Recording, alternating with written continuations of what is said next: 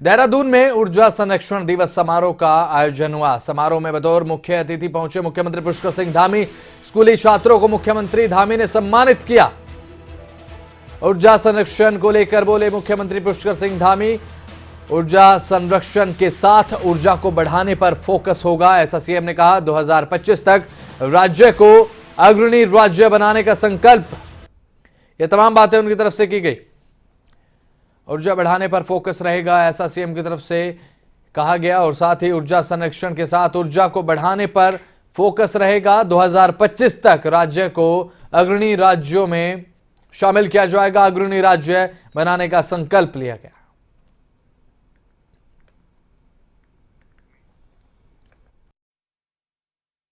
को बदलना, स्वयं की आदतों में शुमार करना, ये अगर हम शुरू कर दें, और जो भारत सरकार ने भी लक्ष्य लिया है कि 2030 तक जो ऊर्जा की खपत है उसको 15% कम करना है, और ये बहुत बड़ा काम होगा। इसकी शुरुआत हमें उत्तराखंड राज्य से भी इसलिए भी करनी है क्योंकि उत्तराखंड राज्य एक ऐसा राज्य है जहां पर प्राकृतिक जो साधन है, संसाधन है, हमारे पास जो स्रोत हैं वो अत्यधिक मात्रा में है, लेकिन उन स्रोतों को केवल हमारे उपयोग के लिए नहीं बने हैं और हम उपयोग उनका उस प्रकार से कर भी नहीं रहे। हम समूचे पर्यावरण को सुरक्षित करने में, संरक्षित करने में, इकोलॉजी और इकोनॉमी दोनों में संतुलन बना रहे, उसके लिए भी हम काम कर रहे हैं।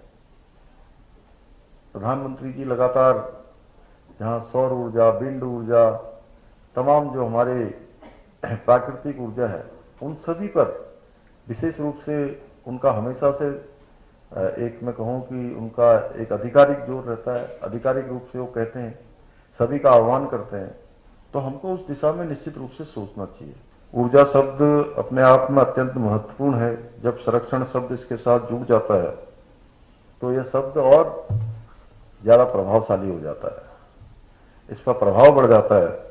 आज का कार्यक्रम निश्चित रूप से ऊर्जा संरक्षण के क्षेत्र में आत्मनिर्भर बनाने की दिशा में जो भी हम सब काम कर रहे हैं, और जो हमने 2025 की एक थीम के साथ ये काम शुरू किया है। अभी पिछले दिनों आप लोगों ने देखा होगा कि हमारी सरकार ने मसूरी में जो चिंतन शिविर 3 दिन का आयोजित हुआ था, उसमें सभी एक्सपर्ट, कुछ बाहर से भी आए थे, विभिन्न विषयों को जो विशेषज्ञ थे, उन सभी पर हमने विस्तार से चर्चा की है। और 2025 में हमारा राज्य हर दृष्टि से कैसे हिंदुस्तान के जो अग्रणी राज्य हैं, हिंदुस्तान के पहली पंक्ति के जो राज्य हैं, उन राज्यों में हम कैसे शामिल हों, उस दिशा में हम लोग आगे बढ़ रहे हैं, काम कर रहे हैं। और उसमें जो सबसे अधिक आवश्यकता है, जहां ऊर्जा संरक्षण की आवश्यकता तो है ही है, ऊर्जा जनरेशन की भी और ऊर्जा बनी रहे इसकी भी आवश्यकता है। जहां हम माननीय प्रधानमंत्री मोदी जी के नेतृत्व में सभी क्षेत्रों में आगे बढ़ रहे हैं। आज दुनिया का कोई ऐसा क्षेत्र नहीं है, और इन 8 सालों में, 8.5 सालों में माननीय प्रधानमंत्री मोदी जी के नेतृत्व में हिंदुस्तान अब नया हिंदुस्तान बन रहा है, नया भारत बन रहा है। और आज का भारत एक श्रेष्ठ भारत, आज का भारत समर्थ भारत, आज का भारत समृद्ध भारत, और आज का भारत शक्तिशाली भारत। हम सब लोगों ने देखा कि पिछले दिनों रूस यूक्रेन युद्ध हुआ। रूस यूक्रेन युद्ध के समय में जहां भारत के बच्चे, हमारे बेटे बेटियां बड़ी संख्या में यूक्रेन के अंदर फंस गए थे, माननीय प्रधानमंत्री मोदी जी ने वहां के दोनों देशों के राष्ट्रपति से बात करके युद्ध विराम करवाया। वहां के सारे बच्चे बाहर निकले, जहां भारत के बच्चे तो बाहर निकले ही निकले, तिरंगा लेके बाहर निकल रहे थे। देहरादून में 11वीं अखिल भारतीय पुलिस तीरंदाजी प्रतियोगिता का शुभारंभ हुआ। मुख्यमंत्री पुष्कर सिंह धामी ने भारतीय पुलिस तीरंदाजी प्रतियोगिता का शुभारंभ किया। इस दौरान मुख्यमंत्री ने कार्यक्रम को संबोधित करते हुए कहा कि खिलाड़ियों की चयन प्रक्रिया को पारदर्शी बनाया गया।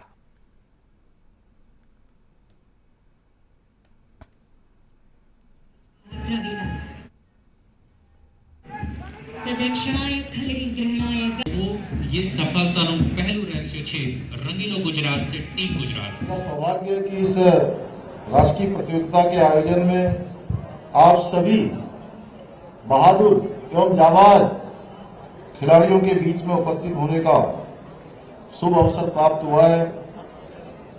वैसे तो भारत की जो भारत भूमि है ये महान तीरंदाजों से की अनेक खेल विधाओं की ये जर्नी रही है। तीरंदाजी जिसे भारतीय संस्कृति में धनुर्विद्या के नाम से जाना जाता रहा है, यह एक प्रमुख खेल होने के साथ साथ युद्ध कला की भी एक प्राचीन विधा रही है। और मुझे खुशी है कि 2000 जैसा अभी अशोक जी ने बताया कि 2017 के बाद कोई अखिल भारतीय प्रतियोगिता यहाँ पर हो रही है तो तीरंदाजी की हो रही है। और इस तीरंदाजी के बारे में जहां हम त्रेता युग में भगवान मर्यादा पुरुषोत्तम राम, भगवान परशुराम की धनुर्विद्या की बात करें, जो आज तीरंदाजी के नाम से हम सब लोग इसको जान रहे हैं, या द्वापर काल में भीष्म, अर्जुन, कर्ण या अभिमन्यु की धनुर्विद्या की बात करें, हमारा इतिहास महान योद्धाओं और वीर धनुर्धरों की वीरता और धनु विद्या का साक्षी रहा है।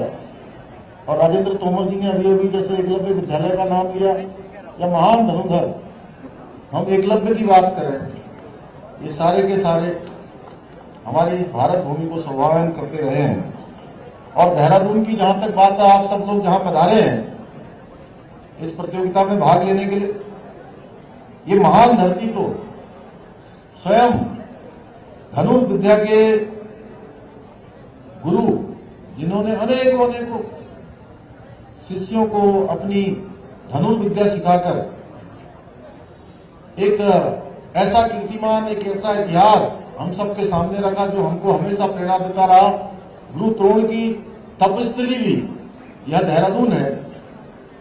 देहरादून की इस महान धरती में तीरंदाजी प्रतियोगिता का आयोजन होना अपने आप में बहुत गर्व का विषय है।